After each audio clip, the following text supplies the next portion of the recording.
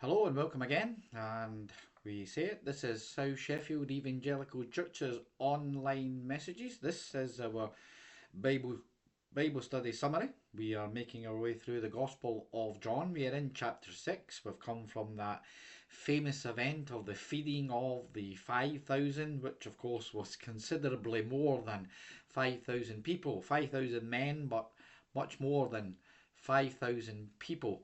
And here we go straight into the next famous event. Two of them are very linked, and I think we did point toward that in the last session.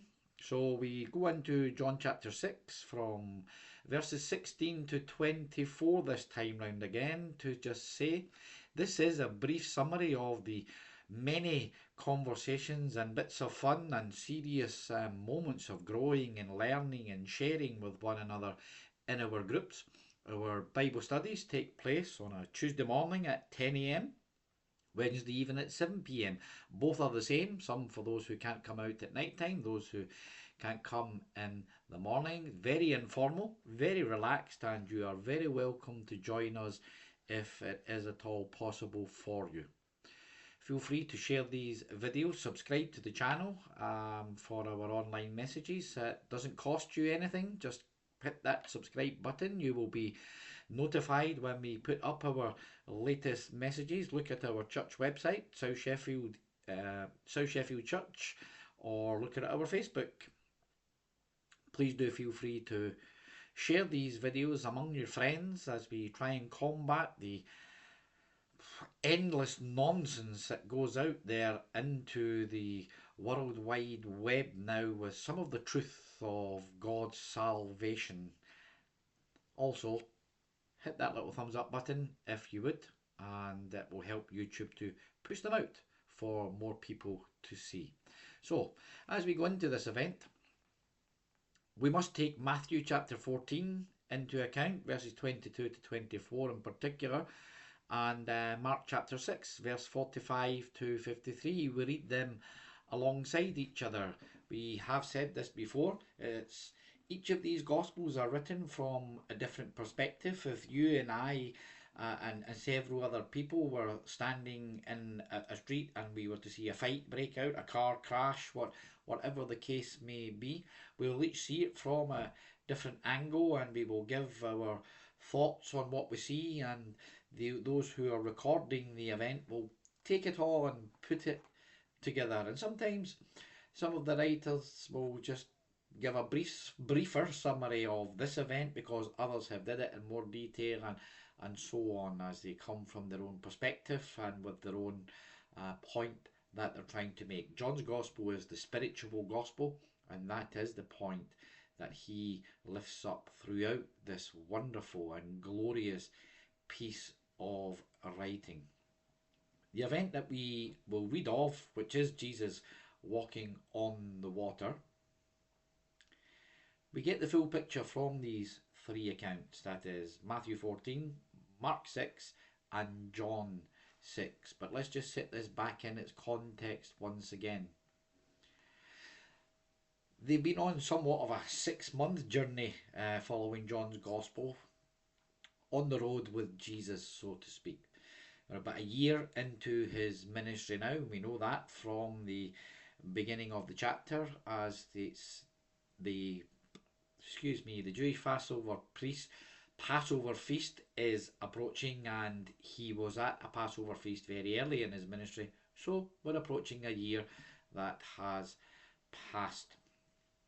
We see that they have been following him around, seeing all the signs and wonders that he has been performing. And then we see that just on that day of the feeding of the 1,000, they spent, let's just put this in our logical understandings, this is not an absolute biblical time frame, there isn't one, but they get up in the morning, they had their breakfast, and Jesus sent them out.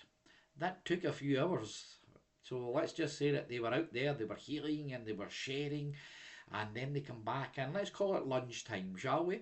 And imagine the excitement of the things they saw and they did out there without Christ Jesus by their side. They were doing these things, And you can imagine they were sharing the stories with one another, and Christ takes them aside to just settle them down and let's reflect on this and see what we've learned. And then he sees the crowds coming towards him. They had heard that Jesus was in the area with his disciples. Such is the reputation growing now that walking down the street was a problem.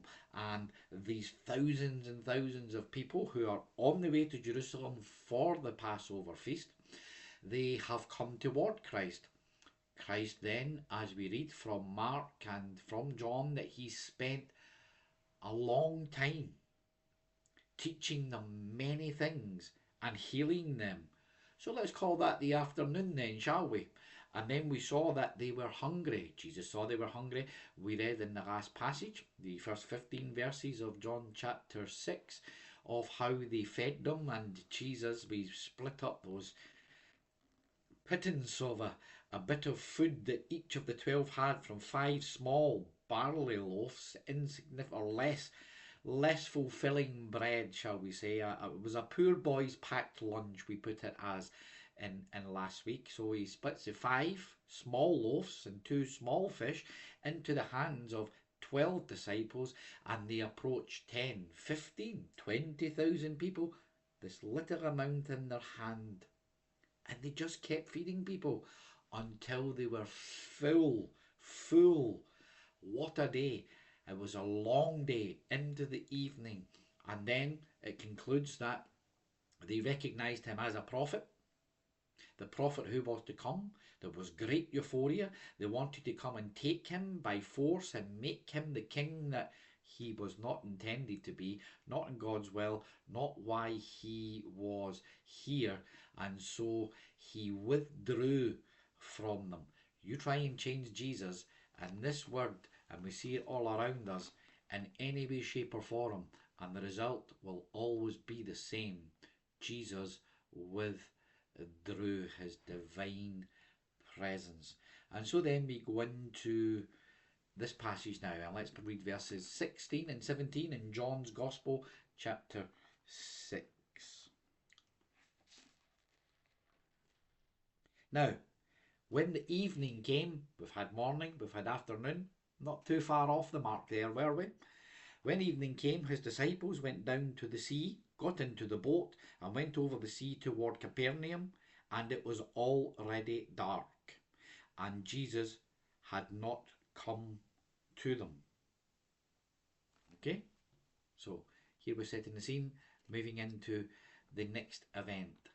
We saw the excitement, the euphoria, surely the mental, the physical, the emotional exhaustion that they must have went through, those 12 disciples, and then they get into a boat. But this is where we look at the other Gospels to get the fuller picture, okay?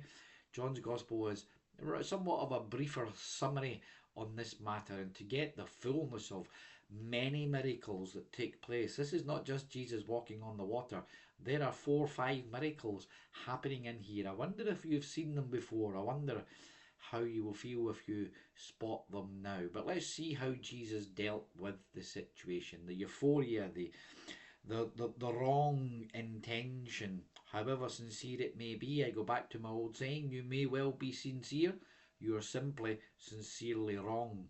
And how did Jesus deal with it then? Because you must understand that everything that's going through these disciples' minds, and their emotional, mental, physical exhaustion, their great excitement, this euphoria from the crowd, they are human beings. It must have been having an effect on them also. So in Mark chapter 6, verses 46 and 47, you will read, immediately. So the crowd turn. They want to take him by force and make him the king that he is not intended to be. Immediately, Jesus made his disciples get into the boat, go on ahead of him to Bethsaida, while he dismissed the crowd. After leaving them, he went up on a mountainside to pray. Matthew and Mark both tell us that Jesus made, or he compelled them. And you can see that they would have been excited and they would want him to be shared. They would maybe want it, but Lord, they're ready to make you get in. And Jesus is pushing them back and pushing them back, taking them away from this wrong influence all around us. The wrong influence and the wrong idea of Christ and wrong excitement and false emotion and so on and so on. And Jesus compels them, strongly insists that they get into the boat and sail off into the night, if you like. Matthew says that they sailed off toward the other side. Mark is more specific. He writes that they had been sent to Bethsaida. Our passage in John says that they were heading toward Capernaum. There is no problem here. These two places are next door to each other, and amidst all of that excitement and confusion, we can see they were heading in that direction. They were going to that very point. And it really is as simple as that. Having dealt with these details now, the actual question that we need to ask is, why did Jesus send them away? Well, clearly he wanted to go up the mountainside to be alone with his Father, but it is more than probable that these disciples were getting caught up in the excitement, the wrong influence, as I have said, and he needed to separate them from this hysteria. So he gives them a new challenge. It is a tough challenge, no doubt, and we will look at that, but one which would let their adrenaline that must have been flowing through their body and all of this questioning and everything else that's going on, well, they're about to get that out of their system as Jesus refocuses them, turns their mind back to their Lord and Saviour, so to speak. So let's go to verses 18 and 19. Then the sea arose because a great wind was blowing. So when they had rowed about 3 or 4 miles, they saw Jesus walking on the sea and drawing near the boat, and they were afraid. I think that's fair enough. They're out there in the sea, in the storm, and this figure appears. I think you may get slightly startled had you been there. John tells us a storm had arisen and the disciples had rowed around 3 or 4 miles. Now, the measurement, the distance between where they had left from and where they were going is somewhere around 6-ish miles. So they're about halfway or just beyond that at best. But to get the full extent of the trouble that they are facing and what's going on, again, we look at all of the accounts. Matthew tells us, for example, and you can read that, that it's now shortly before dawn. It is somewhere between it's somewhere between 3 a.m. and 6 a.m., which is in the 4th watch of the night. So if you read any of these phrases in your particular translation, this is what we are talking about. So we've had morning, the work they were doing. We've had afternoon of all of the teaching and the hearing. We've had the evening time, and you just consider how long it would take to go around one by one, even with 12 of them, only 12 of them, to feed 10, 15, 20,000 people. Then we have evening. Then they're put on the boat. Now it's somewhere between 3 and 6 in the morning. This is all through the night, and they've only managed to go what is a relatively short distance of 3 or 4 miles because of the strength of this storm which is blowing against them. I don't think that was coincidence either. Look at Mark's account. You see something yet more remarkable. In this famous story, as I've said, there are various miracles taking place. We focus on the walking of Jesus on the water and the storm simply just disappearing as they arrive at their destination. Let's have a look at the next one. In Mark's account, we read that in chapter 6, 47 to 48. Later that night, the boat was in the middle of the lake. He was alone on land, Jesus. He saw the disciples straining at the oars because the wind was against them. Shortly before dawn, he went out to them, walking on the lake. He was about to pass them by. And that's very, very important further on in our summary here. But here is a point. Here is the next miracle. From the mountain top, the boat is miles away. It's in the middle of a storm, in the dark of the night. Jesus is watching them. He saw them straining. No human being could do this. It is divine. It is a miracle. Things to consider. Jesus is always looking over his people. Whatever storm we may find ourselves in, whatever trial, challenge, problem of life, from mourning to great anxieties of whatever it may be, Jesus is always looking over his people. And let's not forget that they were out there on that water because Christ sent them there. I fully believe that that storm was set up, put on there by the divine, blowing against them to distract, refocus them from the hysteria of the crowd and those wrong influences, and refocus them back on to Jesus. Jesus has not abandoned them. He is watching them as they go through this trial. They're straining, they're battling the storm, and they are not progressing well. They should have been to the other side and into their bed long before this. One suggested thought process on this is that they have simply lost or forgotten, so consumed by the battle that they're in, the divine power of their Lord. And then we see that last little line, Jesus was about to pass them by. Perhaps his hope was, and for me it's more than a perhaps, Jesus walked out there onto that water. John tells us that he drew close to the boat. It doesn't say he approached the boat or he was coming on to the boat. John tells us he drew close to the boat. Mark tells us he was about to pass them by.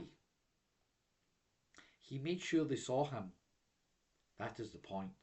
He drew close enough in the darkness of night and in the middle of that storm that they saw him, to draw their attention back to him, that they may turn, cry out, trust in him, and let their progress pick up more successfully. But he was about to pass them by. Then we read verses 20 to 21 in John chapter 6, of course. But he said to them, "It is I. Do not be afraid." Then they willingly received him into the boat, and immediately the boat was at the land where they were going. Here in John's summarised version of Jesus on the water, there's still an interesting concept and another miracle which has just taken place during the night. They simply arrived at the other side. There's not a plain language. It doesn't say that they got there quicker. It's immediately they were there. I think the real lesson for us here in this little part is that they fought and fought in their own strength. They were fresh from so many wonderful signs and wonders of the divine Lord there with them, and even working in them when he sent them out. Yes, it is true that Jesus told them to go out there into that storm, but at what point would they remember who they had and call to him? It was when Jesus went to them that they cried out to him. If Christ had not walked on that water, would they have cried out? Would they still be rowing now? Of course, that's maybe slightly ridiculous, but I'm sure you understand what I'm saying. My point here is that they are so embattled, focusing on their own understanding, they don't feel vulnerable enough yet to completely rely upon Christ and cry out to Him. Remember that some of them are experienced fishermen, very familiar with that very water and its constant ability to throw up sudden storms. This is not a completely new experience for them. Perhaps they've never faced one like that, of course. This is why, yeah, they perhaps weren't overly keen to get on the boat. They wanted to be a part of something that was happening there, but they didn't have any fear of getting on the boat and going out there in the night time. They're experienced and they know the place well. Point: there is a danger of being too familiar with your surroundings and too competent of your own abilities. Yes, we have our abilities given to us by the Lord, but we must always be reliant upon Him completely. This morning, for example, I went my morning walk over in the woods and amongst the trees and out into the fields with the dogs there very early this morning, knowing that I'm going to Bible study this morning and various things. And I've prepared, I have my notes, I've did my research, but I'm crying out to the Lord to take me in there, for the Spirit to be moving within me in everything I do. It must be the same thing. I have my gifts, I have my talents, but you must go with the Lord in all things, being ready for whatever situation came about. But before we go past this and into another miracle that takes place, we should acknowledge that there is another great miracle which is only recorded in Matthew chapter 14 from verse 28. You read, Lord, if it's you. So remember that Jesus has sent them out onto the water. He is watching them and sees them, and that's a miracle. Then he walks in the water across. Now these guys have been at it for hours and hours, and seemingly in minutes Jesus comes down from the mountain, walks through the same storm, and in minutes he is there. He draws close to the boat. He is about to pass them by. Will they call upon him? He has made his presence clear. They know who he is, and they know what his ability, his divine power is. Will they call out to him? And then we read in Matthew chapter 14, Lord, if it's you, because Christ has said to him, do not fear, it is I. If it's you, Peter replied, tell me to come to you on the water. Come, he said. Then Peter got down out of the boat, walked on the water, there's another miracle for you, and came towards Jesus. But when he saw the wind, he was afraid. Beginning to sink, he cried out, Lord, save me. And immediately Jesus reached out his hand and caught him. If only maybe they had did that a few hours previous. Immediately Christ reached out his hand. But here he says to Peter, you have little faith. Why did you doubt? We had a conversation about that in our Bible study groups. It may seem firm, harsh even, perhaps. But sometimes we need that, don't we? Why did you doubt? You stepped out into the water full of faith, and as soon as you saw the problem, you sunk. Don't let the surroundings, be it the crowd on the other side, with their hysteria or the storm going on around you, take your focus away from the miraculous power, the divine presence of the Lord in your life. Peter had it. He was standing on the water in a storm. His focus went to that storm, the problem, the wrong influence, and down he went. Now Peter did the right thing quite clearly. If it's you, test. Always test the Spirit. Always test what's going on. Satan is around you, ready to give you a different option that sounds just about right. It's lovely. It may be helpful. It goes back to the very beginning there in the garden. Did God really say? The serpent said to Eve. Well, no, we know that's not what God said, because we read what God actually said in the previous chapter, but suddenly it's in there. Always test. Peter does the right thing, asks the question, he is testing, and then he completely trusts, but then he loses focus once again and he sinks. But I touched on it just a couple of minutes ago. See the unseen miracle, the overlooked. All night long, they've been straining and straining at the oar. It was when they willingly received Christ into the boat, the problem, the solution for which they have been futilely fighting against all night long. There is nothing wrong with battering through frustration. Frustration, temptation, storms of life, problems, they come along in life. Sometimes the Lord may send them to refocus us. Sometimes Satan may send them. Sometimes that they're there is the point. One way or another, Christ Jesus, the Holy Spirit, the living God himself will be at work in it. Yes, we can battle through frustration. We can grow and learn and be strengthened and matured and helped and blessed in all things. But we need not be futilely battling and never really progressing anywhere, which is what they were doing. And it was when they willingly received Jesus into the boat that suddenly that long battle, it was simply over. They immediately arrived at the other side. Let's look at these last few verses, 22, 23, 24. We use them simply as a bridge, concluding that passage and getting ready for the next. Okay, so verse 22. On the following day, when the people who were standing on the other side of the sea saw that there was no other boat there except that one which his disciples had entered, and that Jesus had not entered the boat with his disciples, but his disciples had gone away alone. However, other boats came from Tiberias, near the place where they ate bread after the Lord had given thanks.